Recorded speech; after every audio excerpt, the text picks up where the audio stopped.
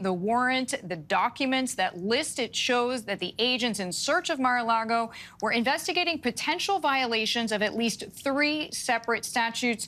That is according to a statute under the Espionage Act. The unsealed property receipt also shows that federal agents removed 11 sets of classified documents, including some that were labeled top secret. Also on the list, information about the president of France, a grant of clemency for Roger Stone, and binders of photos. Donald Trump's lawyers say they did not object to this information being released. For more now, we bring in Chief Investigative Reporter Aaron Katersky, former FBI agent and ABC News contributor Brad Garrett, and attorney Kim Wheely, ABC News legal contributor and law professor with American University. Aaron, starting with you, huge news day, a lot to take away. What stands out most in your minds? Well, I think the fact that this document was released in and of itself is noteworthy because it does show, as Attorney General Merrick Garland had said, that these are extraordinary circumstances after an unprecedented search of a former president's home.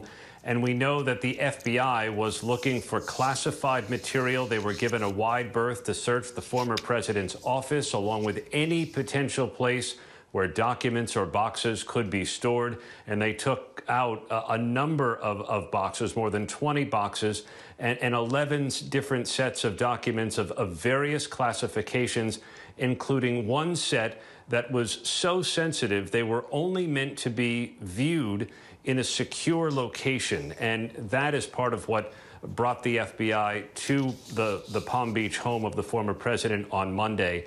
They had tried to get these materials through a subpoena earlier in the spring, Deirdre, but apparently they learned that there were other documents in the president's possession. What the search warrant does not explain, though, is why those documents left the White House in the first place and what they were doing at the former president's residence.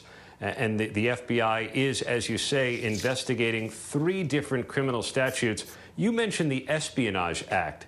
And that's interesting, Deirdre, because the classification of documents doesn't necessarily matter under the Espionage Act. It can be a crime, the Act says, to remove documents related to national defense. And so while we don't know the specifics of the items recovered, we could perhaps presume that at least some of them are related to the nation's national security. So, Kim, picking up on what Aaron just told us, what is the significance to you of including the Espionage Act? You know, it's actually a pretty long statute, Deirdre.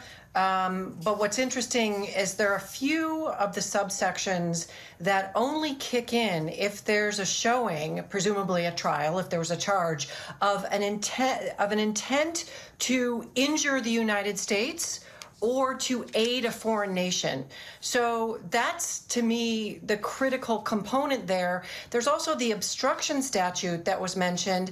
And my question there, basically it says that it's illegal to destroy or conceal documents in an effort to impede or obstruct an investigation.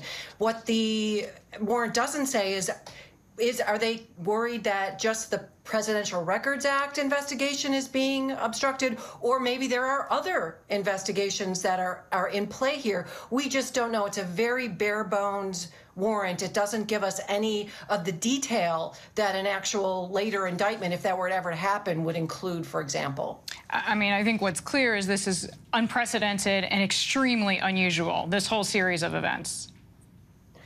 I know. I think it's, you know, probably one of the biggest and most serious stories in the history of the United States. I mean, you know, this SCI level of top secret information. You have top secret, you have secret, and you have classified. Apparently, all of it was included here. The SCI level is for need to know. Even people who have their top secret clearance, if they don't need to know something about a particular piece of information, they have to leave these secret facilities. There is no justification, no rationale for this material ending up in Mar-a-Lago, out of the White House. It's a violation of the Presidential Records Act. And it's obviously, just by virtue of this warrant, a massive threat to national security. It should not be floating around in, you know, a private citizens' residence, that is Donald Trump. So I think the government in this moment, there's a question of, okay, it's unclear, first of all, that Donald Trump is the subject of this, these potential criminal statutes. Other people could be involved or not. So there's a question of, okay, who are there crimes here? But I think there's also a major question: what happened to the security of the United States? Can we put these pieces of the puzzle back together and figure out if some of this material got in the hands of people that are our enemies and could actually not just hurt national security, but even put people's lives in danger who are involved in the national security space on behalf of the United States? Well, emotions are high, to be sure. Brad, picking up on what Kim was just telling us, FBI, Department of Justice under fire for days from Republicans, also from the former president himself. What do you make of how the FBI is handling this situation, political climate included? I think they're doing a terrific job. Keep in mind that when you write a search warrant, you don't put every violation you believe that you could prove.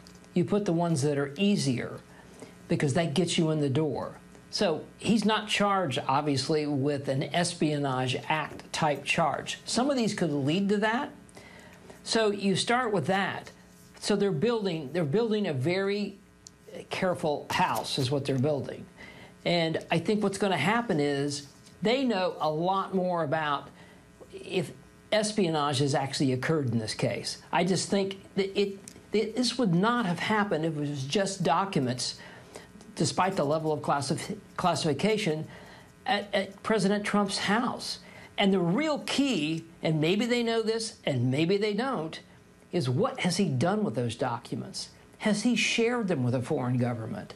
I mean, you talk about explosive. We'll see. Hopefully that's not the case. But, why else would he have taken them other than to use them in some form or fashion in his private life? Well, Brad, as you said, hopefully that is not the case. Aaron, if you don't mind, remind us of the rules of security clearance for former presidents. Well, former presidents are no longer possess the clearance they did as president. So it wasn't immediately clear that the former president could simply declassify the documents on their way out of the White House. A former president would have to be given a security clearance by the current president if he were to be receiving an intelligence brief or have access to that kind of sensitive information. We've been told that the current president, President Biden, has not granted that level of clearance to former President Trump. Aaron, thank you. Brad, Kim, thank you very much for sharing your expertise.